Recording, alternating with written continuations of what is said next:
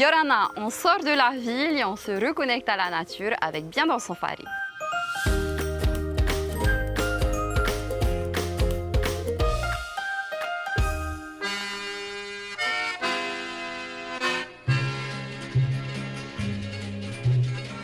Aujourd'hui, on se ressource loin du monde urbain et on vous embarque à Tautira, dans le havre de paix de Teoura.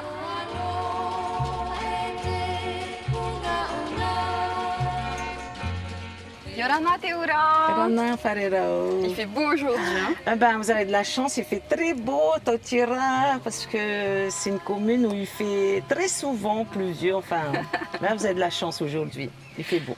Alors, comment tu as démarré cette aventure? Comment tu as acquis ce terrain? Oh, ça s'est passé en 1998. En fait, je l'ai vu dans un magazine tout par hasard. Hein. Et donc, j'ai pris rendez-vous et je suis venue sur les lieux. Donc, il y avait 3 lots qui étaient vendus. Du coup, ben, j'ai opté pour ces 2 lots. Mais il faut savoir qu'à l'époque, ces 2 terrains, c'était, comment dire, une taraudière. Hein. Okay. Donc, il y avait des trous, il y avait de la boue partout. Et là, il a fallu le remblayer et puis aussi faire un enrochement pour éviter que la rivière, suite à une crue, déborde sur le terrain. Et voilà, donc c'était un coup de cœur. Alors, il n'y a pas une petite histoire d'adolescente Effectivement, oui, je me souviens qu'à l'époque, tu sais, à l'âge de 16 ans, après chaque année de scolarité, hein, on organisait avec les étudiants, les jeunes, une petite sortie sur Tautira avec les trucks à l'époque. On était nombreux dans le truck. Bref, c'était cette époque magnifique entre jeunes. Et on venait ici. C'était un LR de jeu de tous les jeunes aussi de Tautira, de la population. Et voilà, donc on profitait de cette belle rivière de Tautira. C'était, oui, et aujourd'hui je me retrouve là et je profite encore de cette rivière mythique de Tautira, Vaitapia. Et vous avez combien de surface ici, nous avons 1200 mètres carrés. Donc là, on arrive à la cuisine extérieure. Et donc, tu as gardé ce côté convivial. Convivial, authenticité, jovial. Oui, comme on aime, hein, les Polynésiens aiment ce côté jovial, convivial. Hein. Et on aime ça, on aime faire la cuisine à l'extérieur, être ensemble en famille. Les enfants sont à côté, ils s'amusent. Voilà. Donc, voilà, on vit à l'extérieur. C'est notre. Oui, c'est notre. Donc, toute ta construction, tu l'as fait autour de ce cadre, de ce Exactement, j'ai voulu en profiter de tout ce que j'avais autour de moi. Voilà, les bois flottés que j'ai pu récupérer, les bouchons de vin, parce que je leur dis de garder. Hein. Les gens, quand ils viennent, je dis on garde, tu gardes tous les bouchons. Je fais de la récupération et justement pour en faire ce que tu vois là aujourd'hui, là.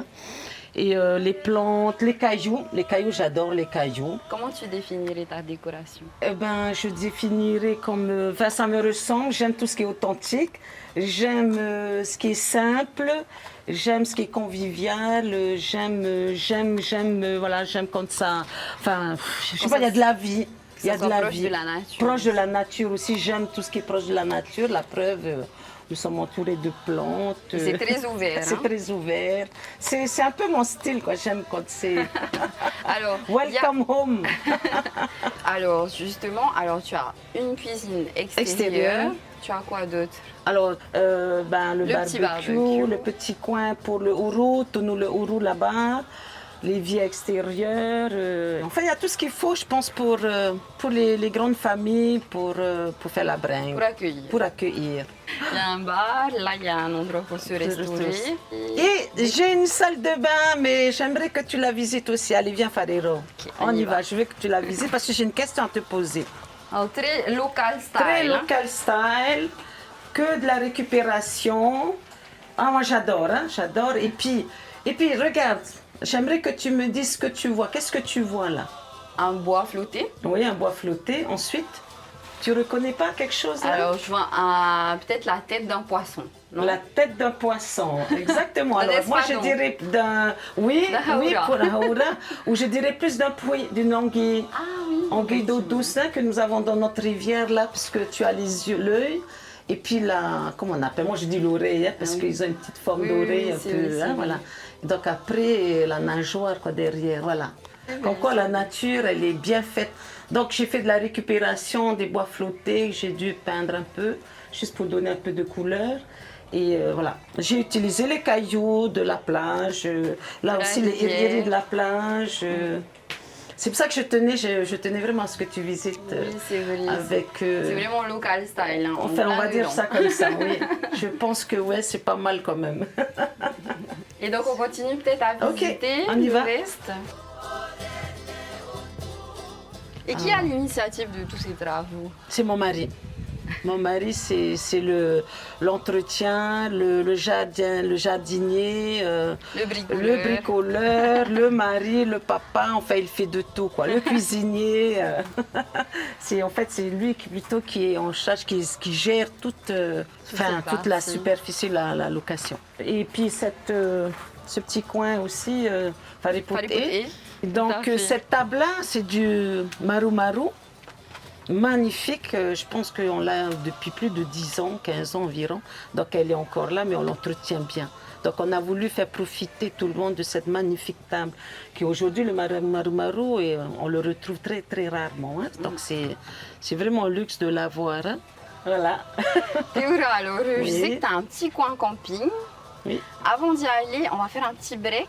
On reste dans la même philosophie de vie, dans la rubrique. Yes.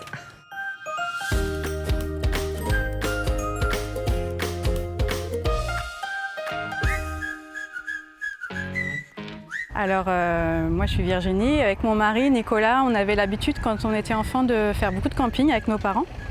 Et puis avec mes parents aussi du camping-car, en France principalement. Et puis après, à l'âge adulte, on a fait aussi des séjours en camping-car aux États-Unis, par exemple. Voilà, auparavant, on avait une expérience dans l'hôtellerie, donc en montagne. En fait, il y a eu un incendie dans notre hôtel, donc du coup, on a changé les plans de vie. Et puis la vie nous a amenés ici. On a vu que ce tourisme n'existait pas ici, donc on a eu envie de se lancer. Le principe, c'est que on nous loue le van pour 2 jours, 3 jours, 10 jours, 15 jours.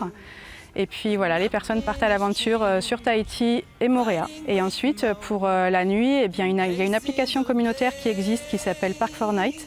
Et donc les personnes en fait recherchent le lieu pour dormir la nuit. Donc ça peut être soit un parking public, ou bien chez l'habitant ou un camping. À l'intérieur du van, on a une petite cuisine avec un réchaud, un évier, un frigo et on a une réserve d'eau de 36 litres et on peut également se doucher à l'arrière du véhicule. Alors dans le van, il n'y a pas de toilettes. En revanche, en Polynésie et sur Tahiti Moorea, on a la chance d'avoir des toilettes publiques vraiment de façon très très régulière et puis ils sont en général très propres. Donc pour nos clients, c'est jamais un souci en fait. Alors au niveau du couchage, on a 2 couchages en bas avec un lit qui fait 125 de large par 190 de long. Et on a une tente de toit, donc avec un lit XXL 160. Donc avec le van, on propose tout un tas d'options. Donc on loue un kayak de place, un paddle. On met également à disposition pour ceux qui le souhaitent des vélos à assistance électrique avec un système de porte-vélo à l'arrière. Voilà, on fait aussi le taxi pour aller chercher les personnes à l'aéroport ou à l'embarcadère pour Moorea.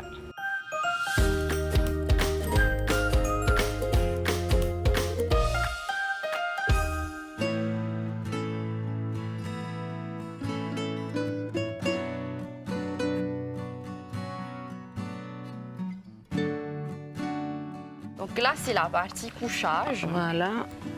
Alors, c'est un peu à la roots, hein, comment dire, un style roots. Hein, donc le côté couchage et puis aussi ce terrain qui est mis à disposition pour ceux qui aiment camper. Voilà. Les campeurs, nos enfants adorent ça, donc pour être en sécurité, on les laisse là et donc on plante nos tentes ici. Et à l'intérieur, on a nos couchages, c'est le petit coin réservé. Il y a une capacité de combien de 13 couchages? personnes. 13 personnes. Et on peut aller jusqu'à combien avec toutes les tentes? Avec toutes les tentes, jusqu'à 35-40 personnes. Hein. Il y a de la place. Hein. Il y a de la place, il y a ce qu'il faut, il y a une toilette extérieure. Est-ce que c'est dans les mœurs des Polynésiens? Parce que des campings, il n'y en a pas beaucoup à Tahiti. Mais est-ce que ça commence à entrer dans les mœurs des Polynésiens? Moi, personnellement, j'aime bien. Hein. J'adore ça, j'aime bien. J'adore camper. Pourquoi pas sortir sa tente et puis passer un moment en route, quoi. Hein, être un peu aventurier. Se retrouver, se ressourcer aussi d'une autre manière. Mais oui, non, il y a beaucoup de demandes. Sortir de la zone urbaine, complètement. Se déconnecter de ce monde urbain. Oui, pour moi, je suis D'ailleurs, j'ai vu qu'il n'y avait pas de Wi-Fi. Oui, voilà, non Wi-Fi, parce que quand on vient ici, on n'a pas le temps d'être sur son portable, son c'est pas le téléphone. but. Et c'est pas le but, le but c'est de se ressourcer, de profiter de cette belle nature, de cette belle rivière, et puis d'être surtout en famille, de se retrouver entre amis, en famille, et puis de profiter de la vie, c'est tout simple. Enjoy life, comme on dit, quoi. Voilà, donc c'est notre petit coin de paradis ici, et on a tout ce qu'il faut pour être heureux. C'est clair. C'est clair. On n'a pas le droit de se plaindre. En tout cas, Théoura, merci pour Merci. cette grande bouffée d'oxygène. Ben, merci, c'était un plaisir. Merci Fariro d'avoir pensé à Totira, ce petit coin qui est très souvent, voilà, exactement paradisiaque, et qui est très souvent oublié. Donc, Tchopo, la vague de Tchopo, on connaît, mais Totira, on ne connaît pas. Donc, voilà, nous sommes là. Et on profite de la belle rivière de Tvaitapiha de Totira. Et on termine sur ces mots. Merci de nous suivre sur les réseaux. Likez la page et on se retrouve la semaine prochaine. Nana. Nana. Mai te hotura i te o pape, i ore ai o